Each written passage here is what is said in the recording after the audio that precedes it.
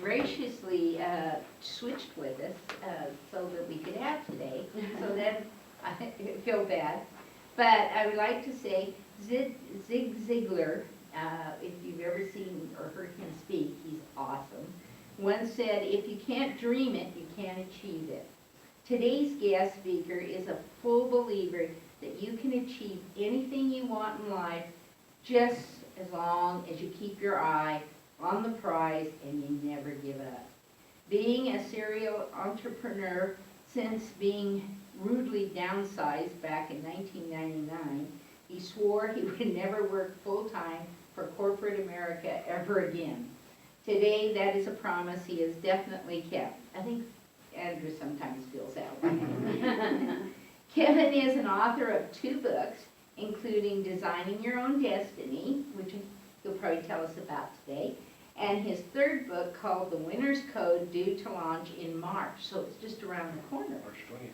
He is also a podcaster of a show called Life's Little Lessons, where he has interviewed entrepreneurs from 4 continents. He is a world traveler, an ex-stunt performer, and an entrepreneur. Wow. And he's still walking, too. Today he is going to talk about the 7 steps in attaining any goal and how you can ensure you reach any goal you want by properly following the 7 steps.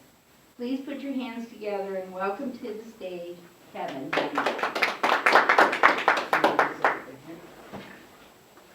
Okay, thank you, Diane. It's a pleasure for me to be here today. Now, out of the people that are here today, you say you're a business owner yourself. No, I manage a jewelry store. Manager, because I've heard a jewelry store, wasn't sure if you're the owner or the manager. Okay, and yourself? I'm an office manager in a construction company.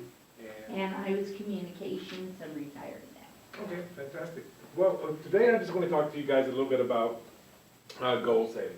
I started talking about this since we just had a New Year's Eve, and most people have a tendency to set New Year's resolutions, as they call them. However, as you guys all know, you don't have to wait until January 1st to start a new goal, start a new habit, start a new tradition. So one of the things I want to talk about are what I call the 7 steps in attaining any goal. Now, out of the you guys that are here today, how many of you guys actually set New Year's resolutions that you could do something different this year? Oh, I did. I don't ever. Well, So we're not going very far, are I have to do a we? business plan, but yeah. Well, first off, I was going to say, if you want to copy this presentation, just take out your cell phones and to the number 40691, type in this number 7 steps with no space. Now, once you do that, you'll be getting a text message coming back to you asking for your name and email with a comment in between, and then you'll be given the link to download that presentation. This is, I think, is the 36-page PDF. So you'll see all the images and stuff that I have on here and a lot more. So, as Diana said, I am the author of 3 books. My very first book was on real estate. It's called Lease Options Made Easy. And with that book, I'm still a realtor right now, and my area of expertise are in the areas of lease options and seller financing. I'm also moving into the area where I found a lender that will actually work with people that are in the cannabis industry, which is a cash-only business, where they can't even open up a bank account. No, I can't. They can't get a savings account, they can't get a checking account. And the reason, would y'all even guess as to why that is? Because of the federal government. It's because it's legal in the state, it's not legal in the federal, and banks are federally insured, which means now the federal government's insuring money that's illegal. So, on the federal level, that's why it's hard for them to get financing. That's why they pay cash for everything. So I'm always working on the creative side of things. My second book is called Designing Your Own Destiny. Here's, which is a copy right here. And with Designing Your Own Destiny, in 2010, I started working in the personal growth industry, I started attending classes in the personal growth industry. And this book was my brainchild from, figuring out what is it that you want to do in your life, career-wise, romance-wise, whatever, and then building a game plan in order to achieve that. The book I'm working on now, and this is just a working cover, it's actually going to be a little bit different. It's called The Winner's Code, Secrets of the Winner's Mindset. With that book, it's due to come out on March 20th. I arbitrarily chose that date because it was far enough in the future, but it's also spring equinox, And I'm doing that kind of deliberately because on the day of the year that you got even sunshine, Oh, that's nice. and half and half, exactly. So I want to ask you guys to review what he said goals for 2019, and some of you said that you did or you don't set goals. One of the things I want to talk about are the 7 steps. When people set goals, quite often, in my opinion, they set them incorrectly. Number one, they just randomly pick a goal. Say, well, I want to lose weight, or I want to blah. They don't really think too much about it. So what I want to do is actually take us back, and we're going to spend some time on this, is before you just arbitrarily set a goal, find out in your life where you may want to have work being done. So I call step number 1 the wheel of balance. Now, some of you have heard of a thing called a life wheel, which is kind of what this is based off of. It's just there's 10 areas in your life that you could be working on. So here is the wheel of balance. I always like to start off with, you want to rate your scale on a scale of 0 to 10 on all 10 of these areas of your life. I will start off by saying, let's start off with romance or your significant other. What is your life on a scale of 1 to 10 with the person that's the other person in your life? If you're not currently in a relationship, then maybe look at yourself in your life, your previous relationship. Now I always say that nobody will ever be a 10. Because people are going around right now, I'm 10 on this, I'm 10 on this, I'm 10 on that. The reason I say nobody's ever a 10, because if you say you're a 10, that means you're not allowing yourself for any kind of improvement. You can say yourself as a 9, it's great, but it can always be a little bit better. Career-wise, working at your jobs or whatever. The second area is personal development. What are you doing with yourself to improve yourself? Like doing stuff with the Rotary organizations. What classes are you taking? What books are you reading? What videos or podcasts are you listening to?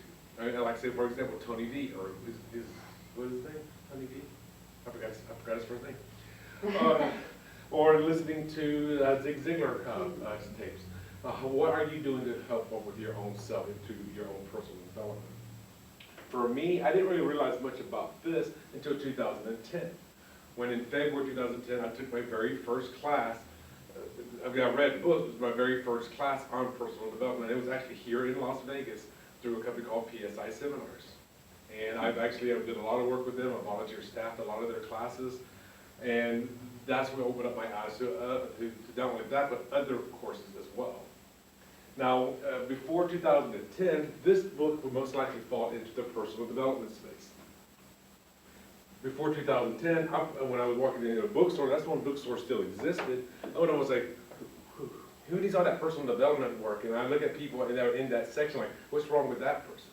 Now, all of a sudden, I've got a book in that section. And my third book will probably be a part of that section as well, because it's all about mindset.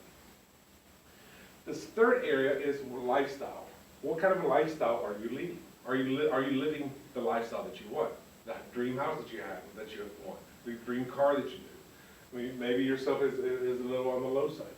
Maybe it's on the high side. Then what is your relationship with your families and friends? How's that? How's that going on? This is different than your significant other. This is the person you're being romantic with. You're not being romantic with your mom, no. or your son. No. So that's why this is a separate category. What is your relationship with them? This could be, are you spending time with them? Are you spending quality time with them? Another area is leadership. You were just talking about the leadership program. What are you doing as a leader? If you're office managers, okay, how well are you working in that area? There's a section in my third book that I call the Peter Principle. Has anybody heard of the Peter Principle? I barely heard about it. I learned about it back in my first year of college. Yeah. What is your idea? Basically going up to a certain level where eventually you're going to fail. Exactly. You will be promoted in your company to your first level of incompetence. Yeah. That's what the Peter Principle is. You may be a rock star as an employee, you may be a rock star as the assistant manager, maybe a rock star as the manager, but now you're the CFO of operations. He said, now you may have hit your glass ceiling. If you're aware that is up there, if you're aware of that Peter Principle, then you can say, well, if I think I've hit my glass ceiling, if I hit that principle, now I know I need to work on myself to get past that. Okay. The next area is How are you with your career in business on a scale of 1 to 10? Are you happy with your career? If you're an entrepreneur, are you happy with the business you're in? Or if you're an employee, are you happy with what you're doing at work? If you rate yourself a 9 or a 10, then my thing to you, especially if you're an entrepreneur, is what day of the week is your favorite day of the week? If you say 8:55 on a Monday morning, because you're about ready to go to work, you know you love your job. If you say 5:01 p.m. on a Friday, that's a different story. So you want to look at yourself, how are you on a scale of 1 to 10 for your career and business? The next one would be health.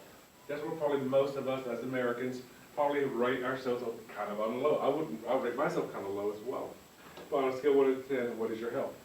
Are you having any health issues? Are you the ideal weight that you want to be? For example, to share something personal with you guys, in May 2018, I suffered from a stroke. I was hospitalized for 5 days. ICU for 3 days, surgical ICU for 3 days. When I went into the hospital, my blood pressure was 176 over 105, which is considered Yeah. very good. Like, they took me to ER because they wanted to need to for first like that, they cut it to my head to help out. So, obviously, my health was kind of on the low side there. Now, what is your scale of 1 to 10 as far as your happiness is concerned? Are you a truly happy person? So if you're not, then start looking at things, what things can you do to help with your happiness? I want to say this, the lasers don't work on TVs, you can't do anything. Oh. Leisure travel, that's why I'm pointing with this instead of, so leisure travel and fun. What is how do you rate yourself on that? Do you take the time off to go enjoy the fruits of your labor? Like you're talking about, I don't know which city you're visiting, but I know you're helping your family member, and one was for business, one was for pleasure. So what do you do for fun? And I would say something, one of my favorite things to do for fun here in Vegas, most people are unaware that you could even do it in Vegas, and when I tell them this is what I like to do, and most of them are like, how do you do that here? My favorite activity I like to do during the spring and summer is to go sailing. Go. Yes, Like Lake Mead, it's a big lake out there, it's the largest man-made lake in North America. So there's a lot of great sailing going on out there, but most people say, you're in the middle of the desert, how do you go sailing in the desert? Yeah. Because there's a big lake. And there's no sharks in there. Yeah. And those sharks are there. Then, of course, the last thing is spirituality and giving. That could be your religious activities, that could also be your volunteer work. The stuff that I was doing through PSI seminars, going back and recycling their courses, staffing other courses as well, that's part of my give back. I mean, I used to be, before I was a college math teacher, I used to be when I was in school, I was a math tutor. So it didn't pay that well, but it actually changed the course of my life. Why? Because they'll say you're coming in and you have an algebra 3 problem. You're coming in, you have a calculus 4 problem. You're coming in, how do you get a common denominator? You had to be able to shift around completely and explain things at different levels.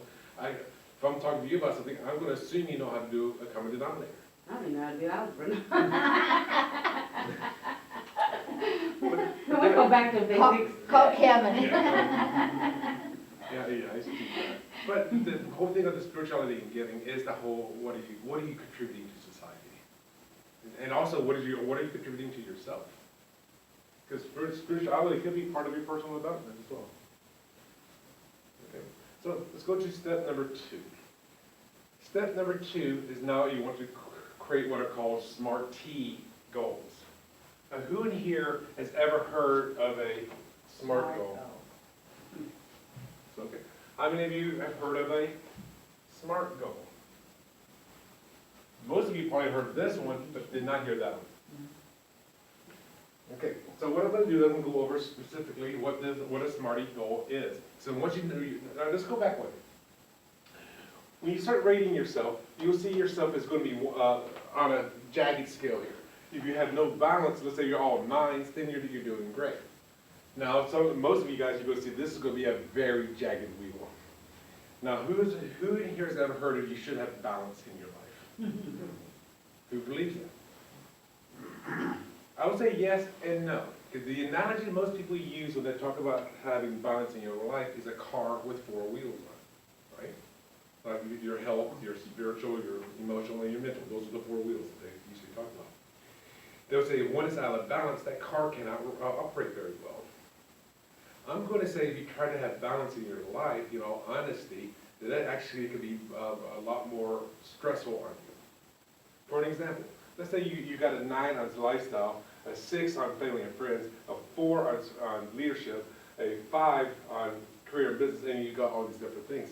Now, instead of using the wheels on a car, let's use another analogy. Because you're trying to maintain balance here. Let's say I'm going to go out there, I'm going to go get a stick, I'm going to put a plate on top of the stick, and I'm going to spin that plate. It's called plate spinning. I got that, it's all balanced now. Now I get the second stick going, and I get that plate going. Then I get the third one going, I get that one going. Get the fourth one going, I get that one going. Get the fifth one, the sixth one, the seventh one, the eighth one, the ninth one, and the 10th one. How much energy are you putting into keeping all of those in balance? A lot. So sometimes you may look at this and say, you know what, my leisure, travel, and fun is an 8, my happiness or my health is a 4, and I'm okay with where I am right now. I want to work on these other areas. Just because one is low doesn't mean that's your focal point. It's up to you to choose which one that you want to work on. So when you're setting goals, instead of just randomly picking something, I hope you guys know where I'm going with this. Instead of just randomly picking something, you show what areas in your life that you want to improve on. It could be, I want to go from an 8 to a 9 on this one. It could be listening to Jim Rohn every morning, or when you're having lunch, watching a TED Talk. You know, whatever it is. So when you're setting your goals or creating your goals, this life wheel, or the wheel of balance, is where you get a very good idea of how to actually figure out which areas you want to go with. Then what you do is, you want to do a SMARTY goal. So let's go over what the SMARTY goal stands for. What does S stand for? Anybody know? I'll give it to you. It stands for specific. So when you're setting a goal, it has to be specific. It has to be able, somebody else has to be able to say, hey, he set this goal, I know he actually got it or not. The reason being is this: the subconscious mind does wonders for us. Whatever we say to ourselves is what we believe in our bodies, and our subconscious mind will support that. The problem with the subconscious mind is, it is like most of us, it only sees in pictures. Okay, for an example, don't think of a red Corvette. What's the first thing you thought of? Right? A red car. The thing is, another thing is, since the subconscious mind sees in pictures, it cannot understand the word more, or the word less, or the word not. Just as she comes up and says, hey, I want to make more money. Here's a diamond. You have to go.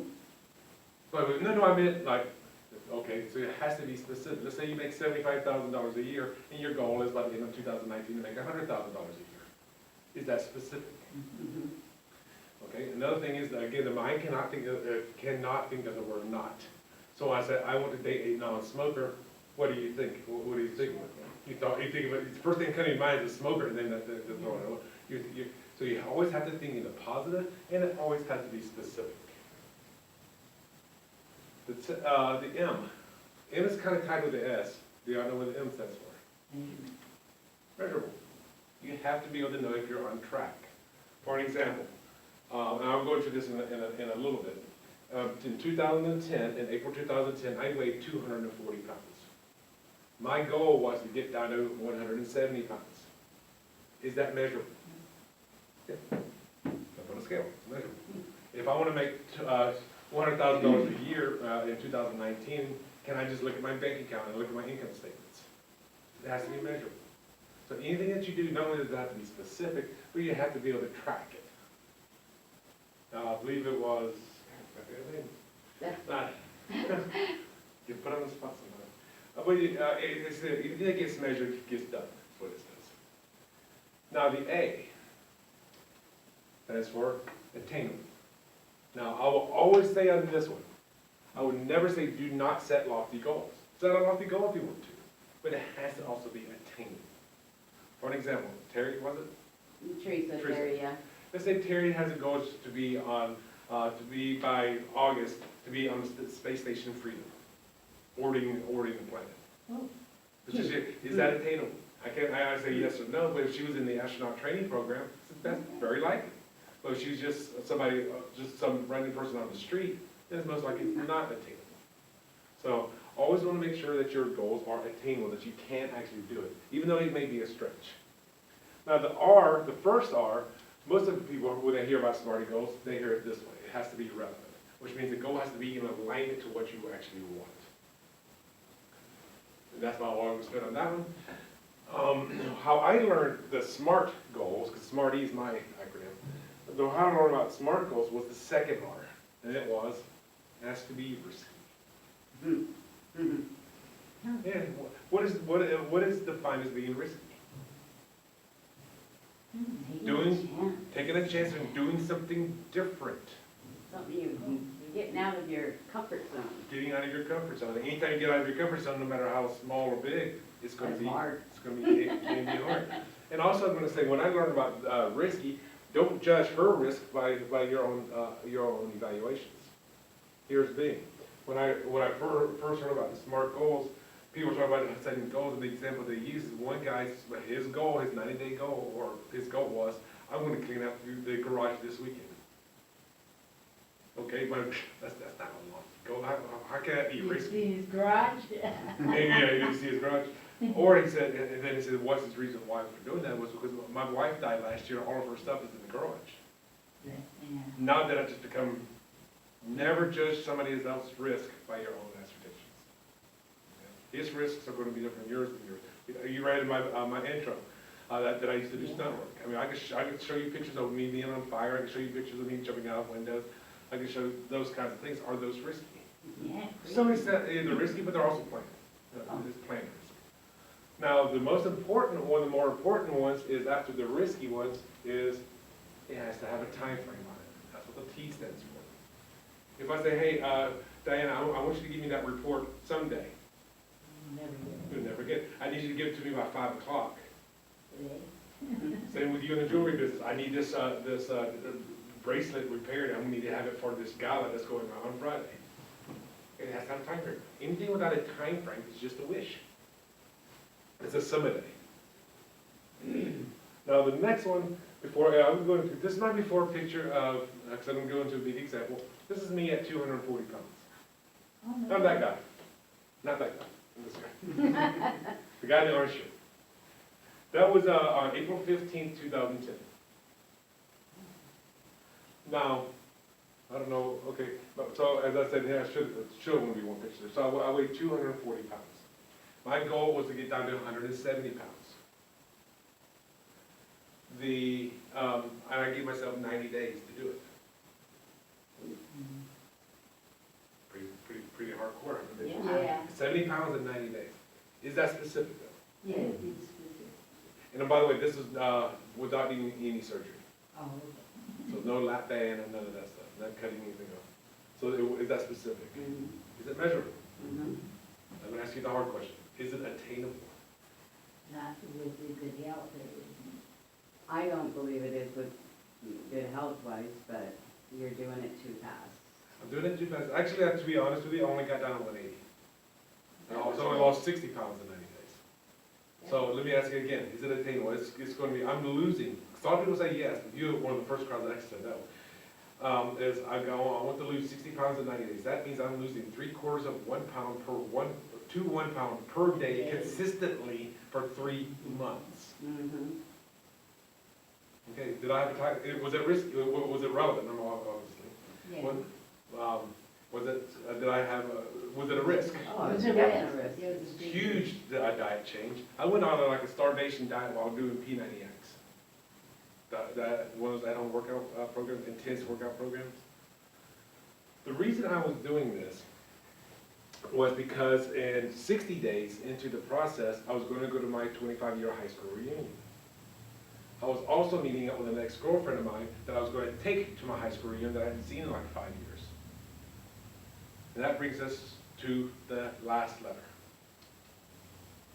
You have to have a strong why.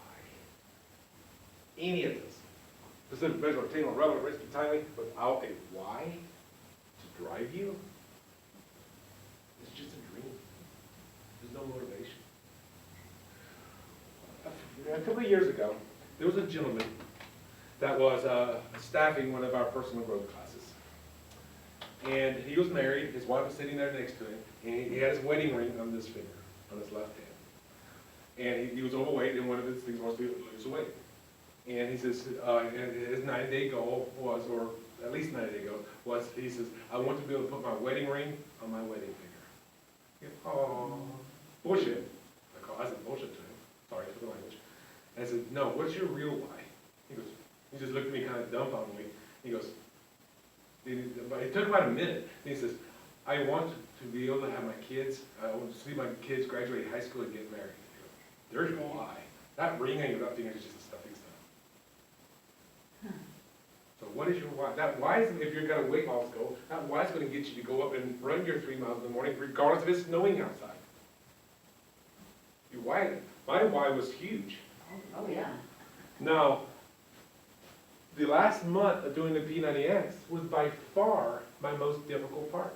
The last 20 pounds was by far the most difficult. It was grueling. Why do you think that was so?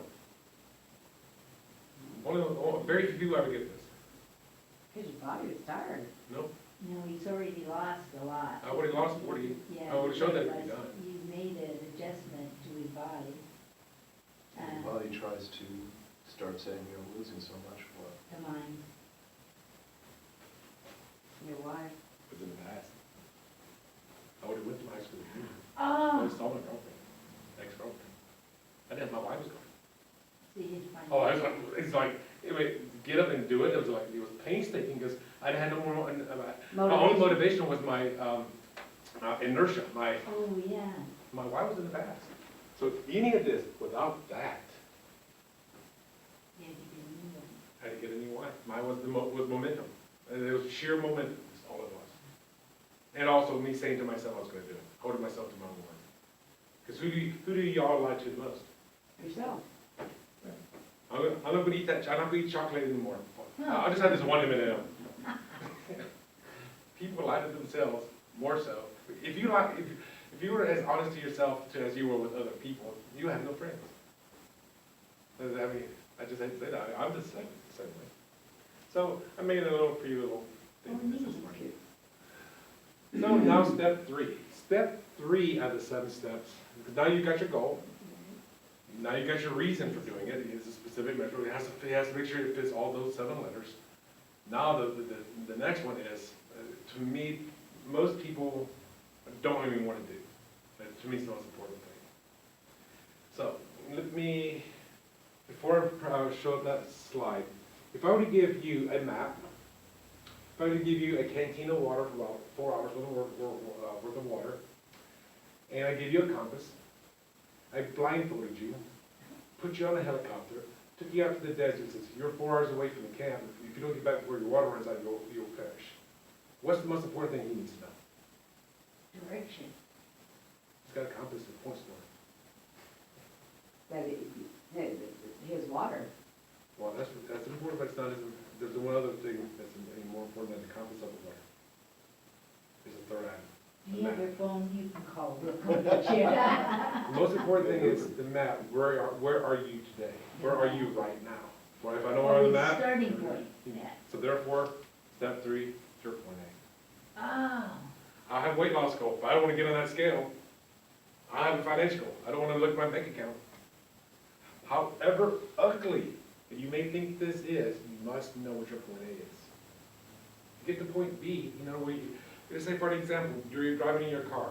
Has anybody heard of this device? It only came out a few years ago, but it's called a GPS. So if you're trying to get somewhere and using your GPS, what the GPS has to know first? Where Where your car is, where you are at this moment. And if you go off, I missed the exit, what does it do? Reroute. Recalculating, making you turn, go to the next exit, or whatever. yeah, turn left. So by knowing your point A and you know your point B, now you can keep yourself, right, this right into the measurable. Part of the smarting goal. So you need to know your point A to get to your point B. Step number 4, and this is probably one of the more difficult steps because you have to put some analysis into it. Step number 4 is you've got the reverse engineering. I'm at point A now, I want to go to point B. Now how can I work it backwards from point B to get back to my point A? Reverse engineering. If your goal is to make $100,000, say, if my goal is to make $100,000 from speaking, and I'm speaking for free today, we're speaking for lunch today, but if my goal is to do this, you do the free gigs, you videotape it, you start doing, I start doing $500 gigs, I start doing $1,000 gigs, I start doing $5,000 gigs, I start doing $10,000 gigs, and eventually I will get to the $100,000 mark. So how do I do that? Well, I need to know what platforms I need to be on in order to get there. So wherever your goal is, it could be a weight loss goal. And mine was, to get down to 170, I only got to 180, but my thing was to do that. I had my strong motivation thing. I knew what I had to do. I knew the calories I had to, the maximum number of calories I had to consume in order to do that. I didn't do it the most healthy way, granted.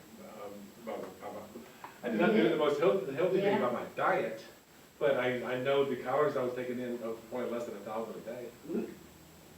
My dinner would consist of eating one, maybe two, and this is not healthy, one or maybe two servings of Triscuits for weekdays.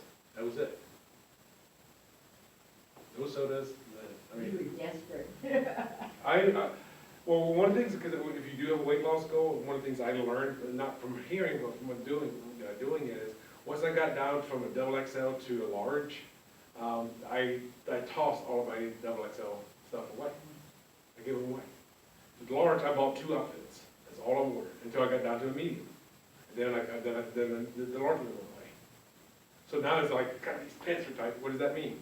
Buy a new wardrobe, lose weight. That's all it means. It's a lot cheaper to try to lose weight. So you want to reverse engineer your goals.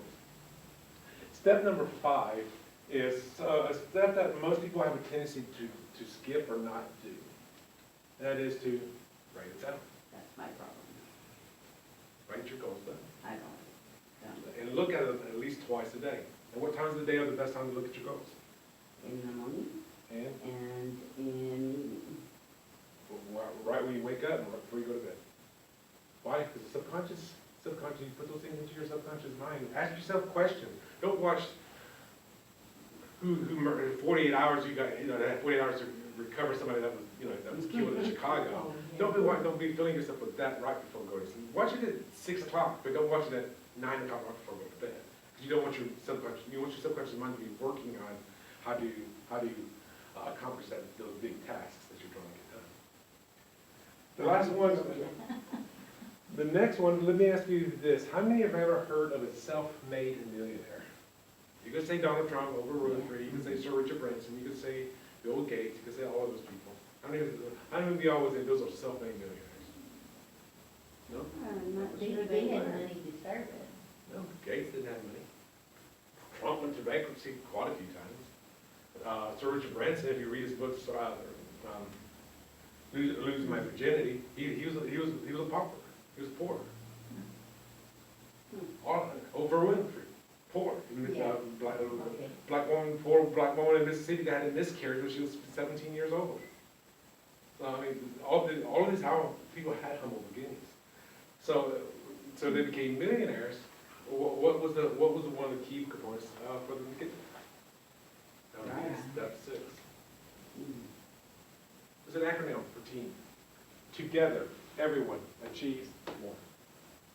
Did Donald Trump swing every hammer to build all of his buildings? Did he plant every flower? No. Did he represent himself as in any of his lawsuits? No. He had a team. My question to you is, as you start to build a goal, who's on your team? If you're going to be, say if you're going to be an entrepreneur, who's going to be your CPA? Who's going to be your marketing person? Who's going to be your SEO person? Who's going to build your website? Who's going to start figuring out who do you need to have on your team?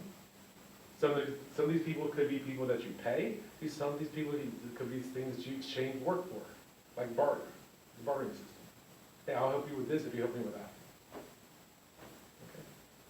So this is probably one of the most important things. There's a book out there that I also highly recommend called The 4-Hour Work Week by Tim Ferriss. And in that book, he talks about, and it's either that book or E-Myth Revisited, I forget which one, by Stephen Gerber. One of them basically says, who's going to be your vice president of operations? Who's your vice president? And right now, you can put out your name in all of these different roles. And then start filling in those roles. Start hiring people for those roles when you have the financial wherewithal to do so. Same thing if you on a weight loss goal.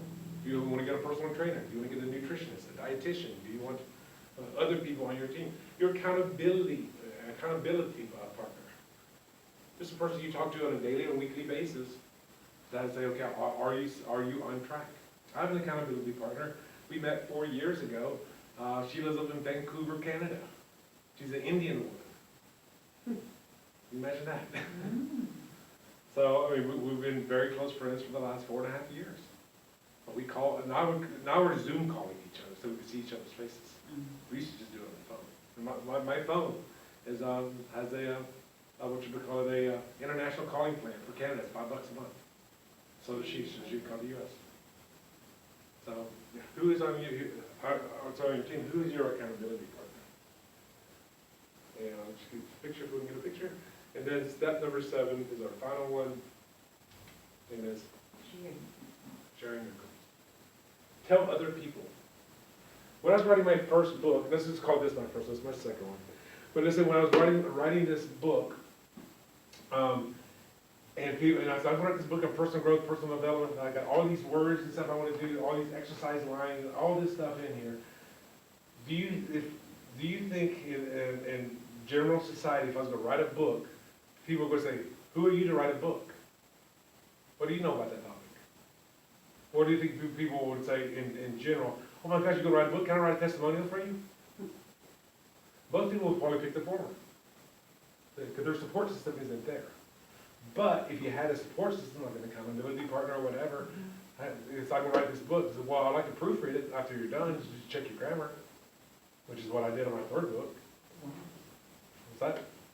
Well, because the thing is that I now only surround myself with people that are actually in support of my goals. That's who I'm sharing my goals to. So if you're sharing your goals and you're afraid to say something to somebody because they're going to tear you down, maybe either one, don't share them that goal. Number 2, get them out of your life. Or number 3, you want to share with people that are going to support you. I would give you an extreme case for this as well. I already told you in 2010, I was able to release from 240 to went to 180. What do you think I did on this was May, on day 1 of my goal, to make sure I was going to be held accountable for it? This is before my partner. I shared it on Facebook. By the way, guys, here's my before picture. I'm going to start doing P90X. Day 2. Oh God, number 1, day 1 was horrible. It was devastating. Down. I'm still motivated to go. I had 670 some odd friends on Facebook at that time. Oh my gosh. I got 3,300 now, but I had 670 back then. Sharing my goals on public social media, is that showing you that I'm committed to my? If you're unwilling to share your goals, my question to you is this: why are you unwilling to share your goals? Is it being judged, or because you think you might fail? Or both. Or both. If you're unwilling to share it, to my opinion, is how committed are you to that goal? So maybe smarties should be smarties with an S. Share that goal. Well, some of them share it with their friends because they know their friends will help them, but I don't share everything on social media. I don't, but if I do put something on social media, especially something that I'm a new task that I'm going to be doing, I'm going to share it out there because I want to get their support, or at least find out who's there to support me. My family friends there, no matter what. So that's my. I do have a coaching program. We can talk about that at a private individual. That's, of course, you just type in Kevin A Dunlap with no spaces to the same number, 40691. Same one you type the 7 steps to. And that will give me a notification that you want to do a strategy session. We'll do a 30-minute strategy session. And that's all that I have. Wow, that's good. I like that. Very good. Any questions? Yeah. Andrew, do you have any questions? No, it's very similar to what I have a lot of training up at our corporate, and they're very similar in the way that they put the ideas of the smarty. But do they just say smart, or do they actually have like? Not the extended. Right. Because my best friend, she lives down in Sedona. She went to North Carolina for a conference. They had smart written on the wall, for the goals for the company, and the girl says, "You forgot a letter." Why? I don't write this. What is your reason why for doing it? That's before I switched relevant and risky. just to Oh. keep them together. I just now started speaking about relevancy, Wow. because most people heard it that way, so I want to include that. Well, Kevin, I thank you very much. I wish more of them had been able to manage their day because they really meant a great presentation. Okay. And I will share if on our Facebook site, if you've looked at it, we share our speakers and I don't do a real great job, but a pretty good job of summarizing the presentation. So we appreciate it. And I appreciate what you're doing to our community and for all those around and just your dedication to life. Thank You, just to come from a stroke is a major thing in itself, but the weight and it's like you've got a pattern and your roadmap is very good in life. Well, working on it. I'd like to share with you, you can carry this in your pocket, you know, we Okay. can give you a trophy or a big thing, but this is our service above self. Okay. And you definitely have done that, and by being here today and sharing with us, I want to present our coin, our Rotary coin, service above self to you. Thank you. Thank you very much for what you do. My pleasure. Thank you. Thank you. Got it? Yep. And if you ever need another speaker on other subjects, I'd be happy to come Oh, back. good, thank you very much. So, any other questions? No, that was good. Well, Do you have extra books? so- Extra books? Yes, I've got two of my books with me. The other one was Lease Options Made Easy. That was another one. Okay. How about your Destiny? Yes. Let me get one of those from you. How Okay. much? They're 20. Okay, let me give you, what did I do with my, You're over there. I'm twisted here. Forgot where she was. Yeah. Go and make it up. Sign up for you. Yes, please. Yeah, I'll learn on my next book to have a white page here. Thank Otherwise, you're finding the cover. Yeah, you're done. you, I appreciate that. Otherwise, I'd have to go to Amazon and order it. Well, any happy bucks, anybody? Oh, I do. I have mine. I'm happy I was able to attend and hear. This was a great. Wasn't this great? Andrew? Just happy Luigi's passing a month without seizures, so Oh, Really? wow. we're very, very hopeful. Yay. Now, are they giving him medicine? I have two different ones now. And they must be working. Yeah, we're hoping. Oh, I'm so glad to hear We're that. cautiously optimistic. What are your- Especially moving. Yeah, that Well, movie's that's- gonna be. That's crazy on him too, but, Oh, is it? it's my pet. Oh, okay. He actually has, It's like a kid. unfortunately, seizures, and at one point we were afraid we were gonna lose him. How old is he? He's only about 4 years old, and he was having cluster seizures where he had 11 in a row. And The seizure's heart or the brain? it's the brain short-circuiting basically, and but the problem is that it can stop you from breathing. And then- And if the clusters go on enough, it can kill you. So, he was on one medication, then went right back into seizures, and now we've got him on another, so we've got him really doped up. Have you gone to any kind of homeopathic? 'Cause a Um, lot of times the pharmaceutical stuff, even for pets, could be, Yeah, well, we're actually starting with the lowest levels of anti-seizure medications that are out there, and he goes to the vet every 6 months now for, blood tests, and if there's anything but it seems to be working extremely well for him, so. okay. Yeah, because unfortunately, I put my dog down back in 2016. I adopted her from a friend of mine, but she was just getting really old. It was the hardest thing I've ever done. We've had to do that several times with pets, but sometimes it's the more merciful thing to do. And I opted to be in the room with her. So Oh, half pet owners, now I could never be in there. I go, Yeah. and I